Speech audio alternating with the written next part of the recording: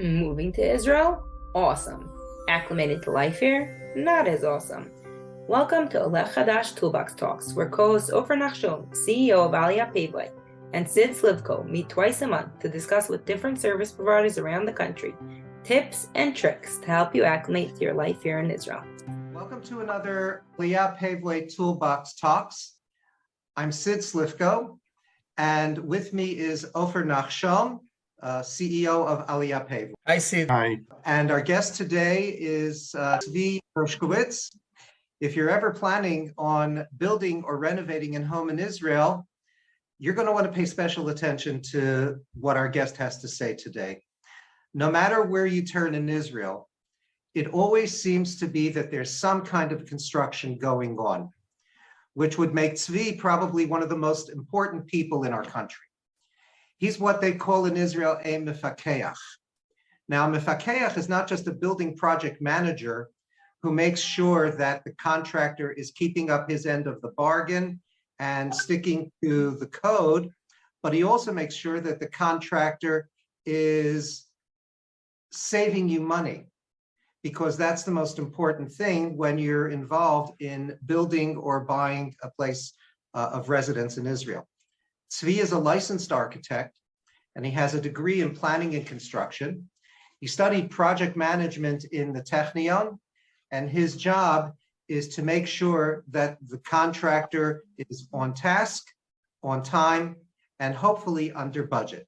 So beyond what I've said, Tzvi, can you tell us a little bit about yourself and your professional credentials? Yeah, hi. Welcome, everyone.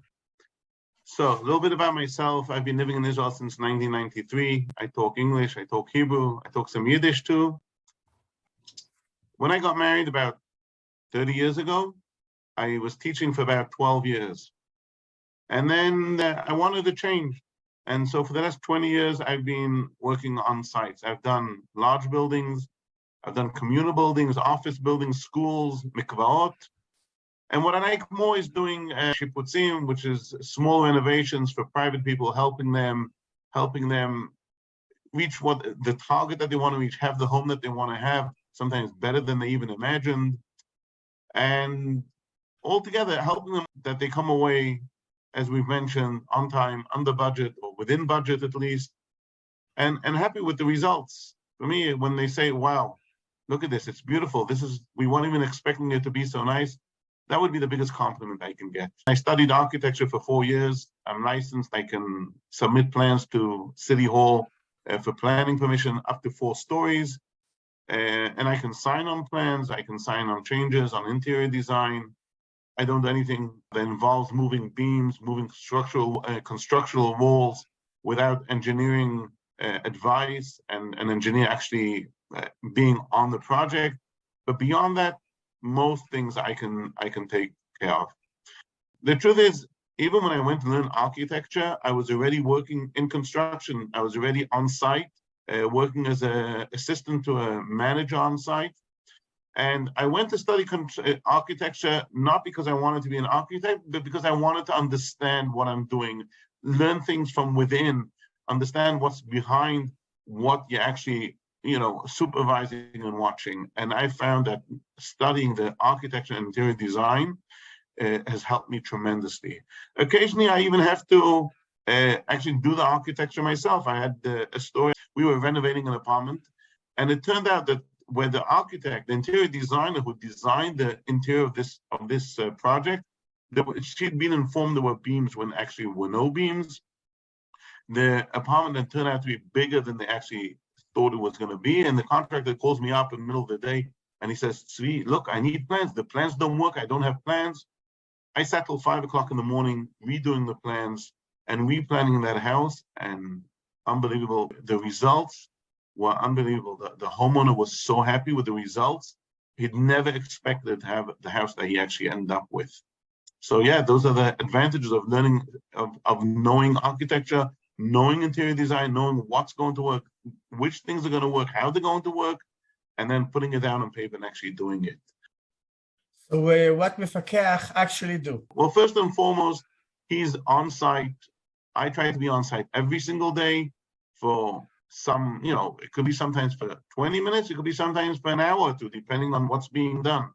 And you're going to be watching that the contractor is doing things right. He's putting the walls in the right place. Things are going to work. He's putting the electric in the right place. Sometimes there's changes that have to be done. Building is always dynamic. There's always changes happening. There's always things taking place. And you have to be ready to change things at the last minute and make sure that you're doing it right. Occasionally, I don't like doing it. We will tell them to take the walls apart. They weren't done right. They weren't put in the right place. Go redo it. Last week, I had a contractor. I told him to leave a doorway 70 centimeters and leave me a bathtub 150. So he measured the doorway 70 centimeters. What turned out that the bathtub only got 146 centimeters. In this specific case, the bathtub was more important than the doorway. And I had to tell him, move the wall so that we have room for a bathtub.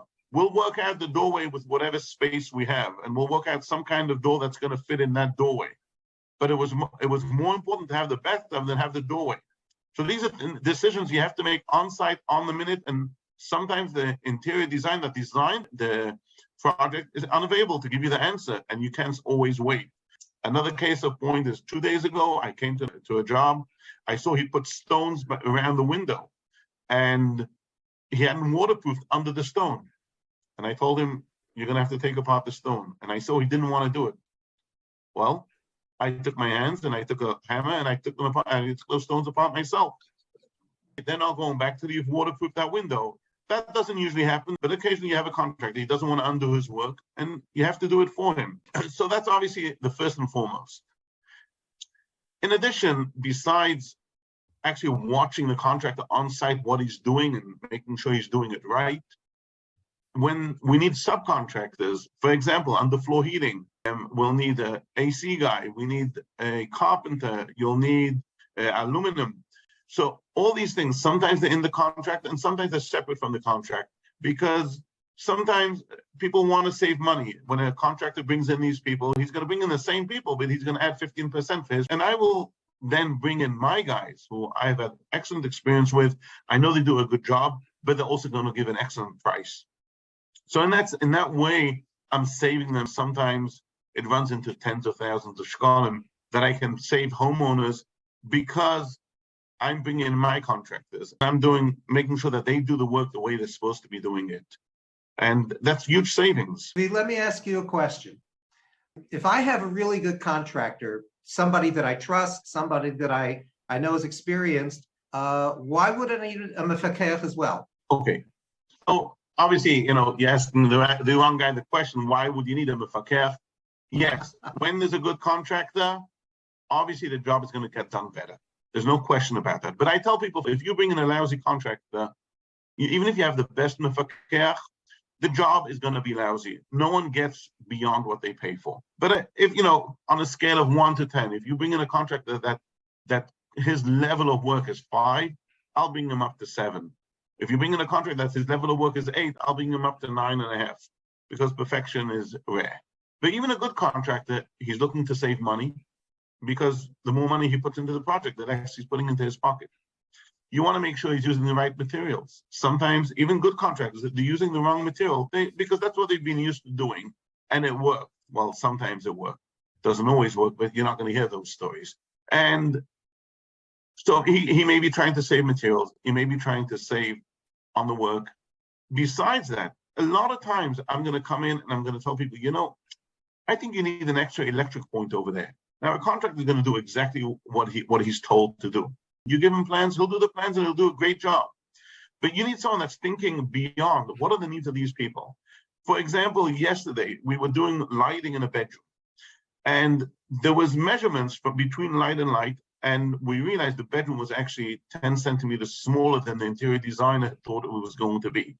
So the measurements on the paper weren't the measurements that were in actuality. And so the contractor says to me, well, where should I take off that 10 centimeters? Well, I got to look at the plans and I got to decide and make that decision. You know what? You can take it off from here, but make sure this light is in the right place. Make sure that light is in the right place. And I can, knowing the people and knowing from my job, I know it's okay if these 10 centimeters are missing from this point. So yeah, so that's something, this is dynamic and this is happening.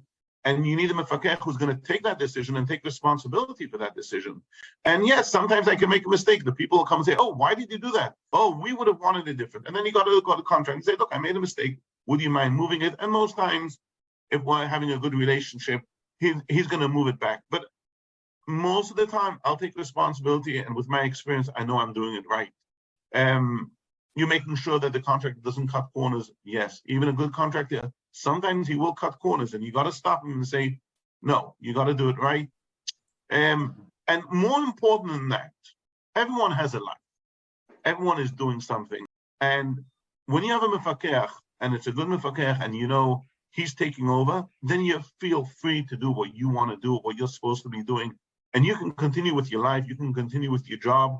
I had one job because they were in the States. They almost didn't come in from beginning to end. They flew in once because there were questions and they had to choose some materials. And they flew in once from the States, and they came at the end of the job and they said, wow, unbelievable. And I've had people, they come in once a week and they say, Tzvi, you're doing a great job.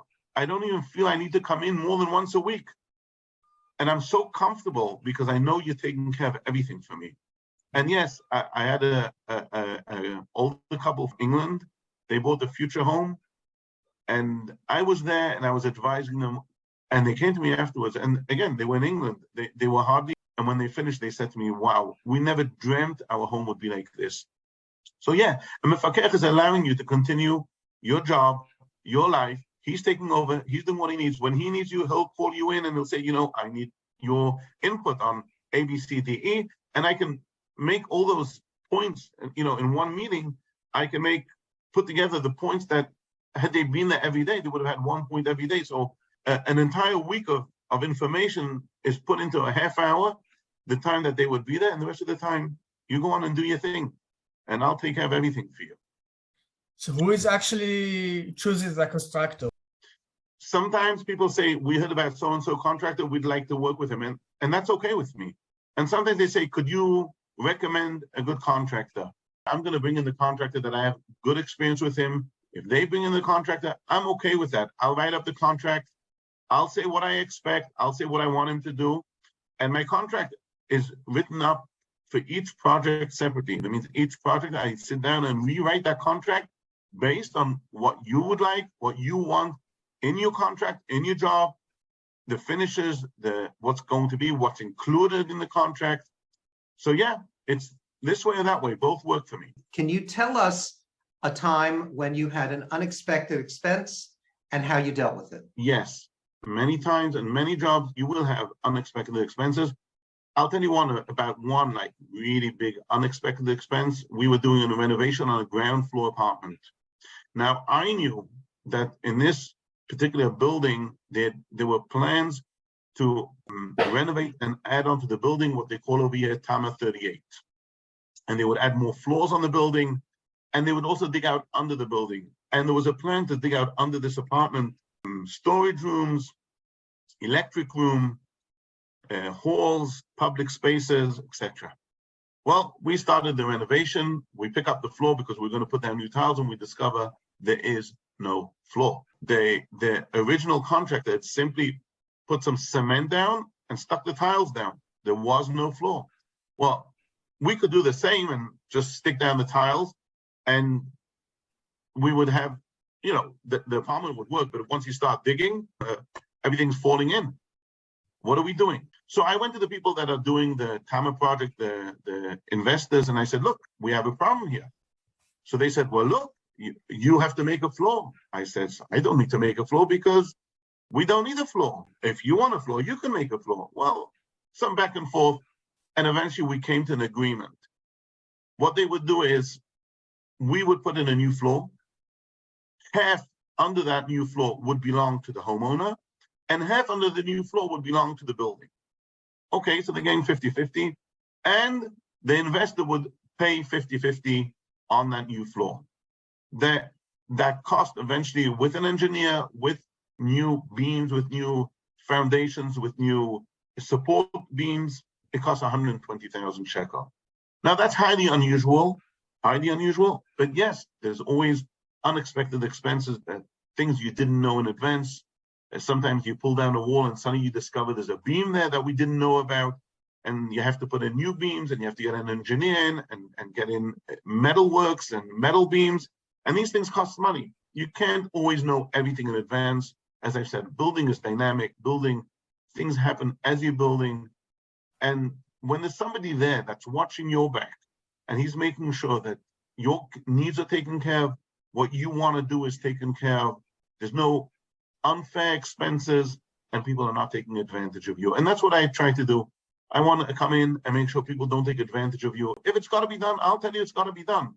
But if it's not going to be done, or if it can be done cheaper and safe, I'll tell you that too. And that's probably the greatest service that you could give to any of your clients. And very much appreciated that you do this. Tzvi, I want to thank you very much for your insights, for sharing with us some of your experiences.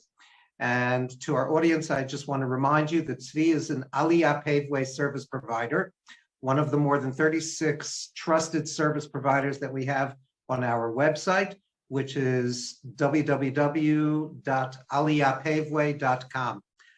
Please visit and check out our other service providers as well. On behalf of Ofer Nachshon, our CEO, and myself and all of us at Aliyah Paveway, I want to wish everybody a great week and an easy klita. Shalom. Thanks for joining. As always, Oleh Chadash, we're here to help you. AliyahPaveway.com.